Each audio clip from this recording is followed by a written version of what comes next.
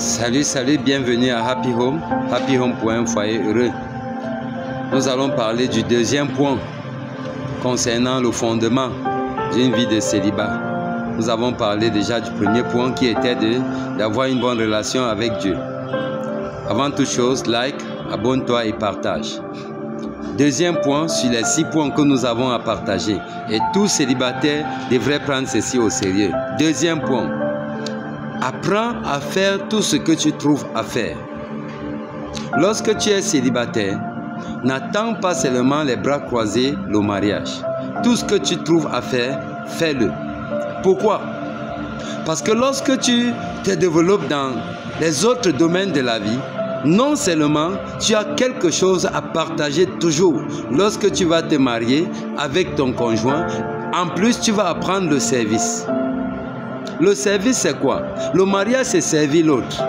Et si dans ta vie, dans ta période de célibat, tu n'avais pas appris à faire des choses pour voir exactement comment le monde du travail se passe, comment on sert les autres, tu ne vas pas bien servir dans le mariage. Voilà pourquoi nombreux sont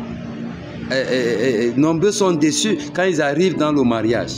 On les sert, mais ils n'arrivent pas à servir. Parce que dans le service, tu vas voir beaucoup d'autres attitudes.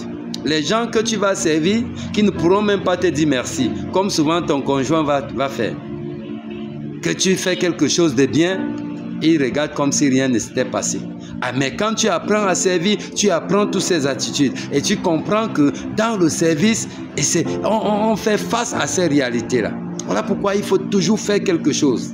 Trouve quelque chose. Ne reste pas là, tu croises tes bras, tu attends le mariage croyant que c'est le mariage qui viendra te rendre heureux. J'ai dit dans une vidéo ici que le mariage ne rendait pas heureux, mais rendait seulement meilleur.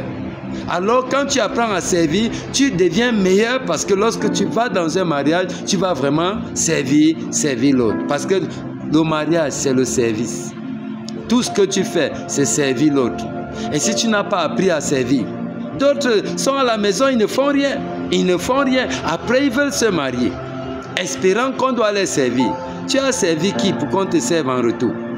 Apprends à servir les parents, à servir les voisins, faire quelque chose avec ta vie. Chaque fois que tu trouves quelque chose à faire, fais-le. Même si tu fais, on ne te dit pas merci, fais-le parce que ça compte pour ton service. Ça compte pour l'attitude, les différentes attitudes que tu vas rencontrer. Parce que dans le mariage, on a beaucoup d'attitudes.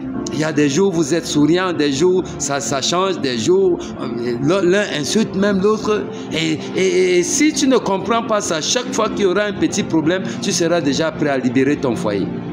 Parce que tu vas trouver quelque chose qui ne te plaît pas en quelqu'un.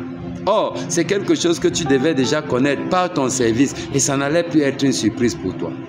Voilà pourquoi le service est important. Voilà pourquoi il faut se développer dans ce sens, en faisant quelque chose avec ta vie. Tout ce que tu trouves à faire, quand tu es passionné de quelque chose, fais-le. Fais-le sans attendre. Merci, like encore, abonne-toi et partage.